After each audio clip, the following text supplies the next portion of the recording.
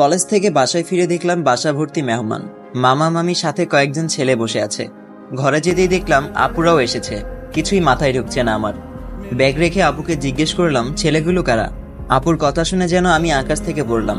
আপু বলল, ওই যে লম্বা ছেলেটা দেখছিস মাথা নিচু করে বসে আছে, ওটা হলো মামার ছেলে, মানে হৃদ ভাই।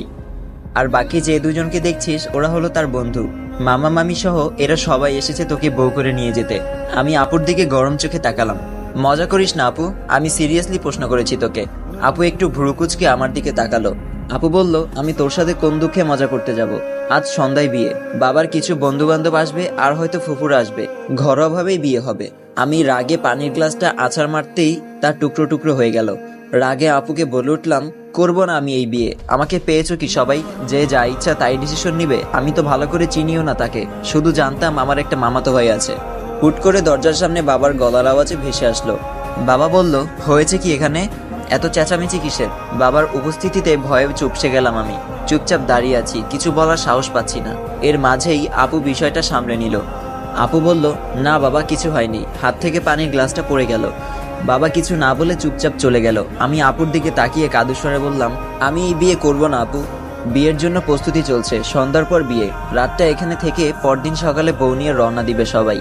আজ কলেজ থেকে যখন আসছিলাম তখন অনেক প্ল্যান তৈরি করে ফেলেছিলাম। গ্রীষ্মের বন্ধ দিল 15 দিন, কত প্ল্যান ছিল। এই 15 দিন ঘুরবো ফিরবো, আনন্দ উল্লাস করে বেড়াবো। আর বাসায় ঢুকেই এমন হাই ভোল্টেজের শটটা খেলাম। নিরুপায় হয়ে মায়ের কাছে গেলাম, কিন্তু কেউ আমাকে বিশেষ গুরুত্ব দিল না। শুধু মামি একবার 2 হাতে ধরে কপালে চুমু দিয়ে বলল, আমার লক্ষ্মী বৌমা। আমি আবারও নিরুপায় হলাম, কেউ আমায় এতটা গুরুত্ব দিচ্ছে না। একটুও মনে হচ্ছে না আমার জন্য এত আয়োজন। আসার সময় খাম্বা মহাশয়, থুকু হৃদ ভাইয়ের দিকে আর চোখে কিছুক্ষণ তাকালাম। এটাই তাহলে আমার মামাতো ভাই? মা একটা লেহেঙ্গা নিয়ে আমার সামনে এসে দাঁড়ালো। আমি এখনো বসে আছি মুখ গোমড়া করে। মা আমাকে ওয়াশরুমে নিয়ে গেল। এরপর আপুকে বলল গরম পানি নিয়ে আসতে। এমনিতেও গরমকাল, তার উপর আবার গরম পানি, ব্যাপারটা একটু অসহ্যকর মনে হলো আমার কাছে। তবুও কিছু বললাম না। কেমন যেন একটা ঘোরের মধ্য দিয়ে সময়টা কাটছে আমার, নাকি এটা স্বপ্ন? একটু পর হুট করে ঘুম ভেঙে যাবে, এটাও বুঝতে পারছি না। আজ মনে হচ্ছে সেই একমাত্র প্রাণী যে কিনা কলেজ থেকে আসার পরই বিয়ের পিঁড়িতে বসতে হবে। মা আমাকে গোসল করিয়ে দিচ্ছে খুব যত্ন করে। এর আগে শেষ কবে এমনভাবে গোসল করালো ঠিক মনেই নেই তার, হয়তো ছোট্টকালে। আমি এই বিয়ে করব না মা, তুমি আব্বুকে বোঝাও। আমি ভালো করে চিনিও না তাকে, কখনো কথাও হয়নি আমাদের, আর হুট করেই বিয়ে। মা বলল, তাতে কি হয়েছে? বিয়ের আগে কি আমি তোর বাবাকে চিনতাম? বিয়ের পরই তো একে অপরকে ভালো করে চিনলাম আমরা। তবুও মা, সে কেমন, ভালো না খারাপ, রাগী না শান্ত, এটাও তো জানি না আমি। অন্তত আমায় একটু সময় দিতে তোমরা। মা বলল, ওসব নিয়ে তোকে ভাবতে হবে না। হৃদ খুব ভালো ছেলে, যথেষ্ট ঠান্ডা মাথার ছেলে। ঠিক তুই যেমনটা চাস ঠিক তেমন। তা না হলে কি আমরা তোকে না বলে এত কিছু করতাম? আর পড়ালেখা শেষ করে দেশে ফিরেছে, এখন ভালো ডাক্তারও, তোকে ভালোই রাখবে সে। চোখের দেখে মানুষ চেনা যায় না মা। মা আর কিছু বলল না, আমাকে লেহেঙ্গা পরিয়ে আয়নার সামনে বসালো। সবাই আমাকে সাজাতে ব্যস্ত। আরশির এখনো বিশ্বাস হচ্ছে না একটু পর আরশির বিয়ে। আর যার সাথে আরশির বিয়ে হচ্ছে সে হলো হৃদ হলো আরশির মামাতো ভাই। সেই ছোটবেলায় দেখেছিল তাকে। চলুন গল্পে ফিরে যাওয়া যাক। এরপর আর আমাদের বাড়িতে আসেনি। আমি কয়েকবার মামার বাড়িতে গেলেও তাকে দেখতে পাইনি। পড়াশোনা নিয়ে বাইরে ছিল সে। এত বছর পর সামনাসামনি দেখার সুযোগ হলো, তাও আবার নিজের বর বেশে। আজ হৃদের ফ্রেন্ডগুলোর মতে একাকার সমন্বয় দুঃখ। হৃদের পিঠে থাপ্পড় দিয়ে বলল, শালা কোন জায়গায় বিয়ে করতে এলি? একটা শালি নেই তোর? আমাদের কি একটা হক নেই?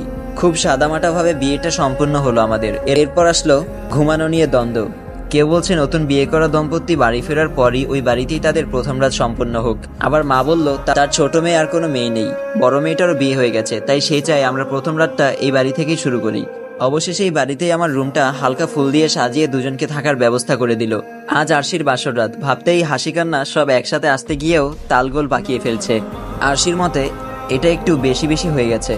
একে তো হুট করেই বিয়ে দিয়ে দিল, আবার এখন নাকি বাসর ঘরও সাজালো। কেন, একটু সময় নিলে পারতো না তারা?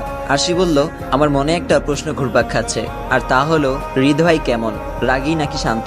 বিষয়টা আগে দেখতে হবে। আমাকে কোনোভাবেই দুর্বল হওয়া যাবে না, ভাবের উপর থাকতে হবে তার সামনে। কিছুক্ষণ পর হৃদের বন্ধুরা তাকে রুমে ঢুকিয়ে দিয়ে বাইরে দিয়ে বন্ধ করে চলে গেল। মানুষটা রুমে প্রবেশ করতেই আমার সব সাহস মুহূর্তেই হাওয়া হয়ে গেল। তবুও বুক ফুলে একটা নিঃশ্বাস নিয়ে সাহস সঞ্চয় করলাম। এরপর সে কাছে আসতেই পটপট করে বলতে লাগলাম, দেখুন আপনি আমার সামনে আসবেন না, আমি এসবের জন্য মোটেও প্রস্তুত নই। ফ্যামিলি হুট করেই জোর করে আমাকে বিয়ে দিয়েছে। দেখুন, প্রেম ভালোবাসা এইসব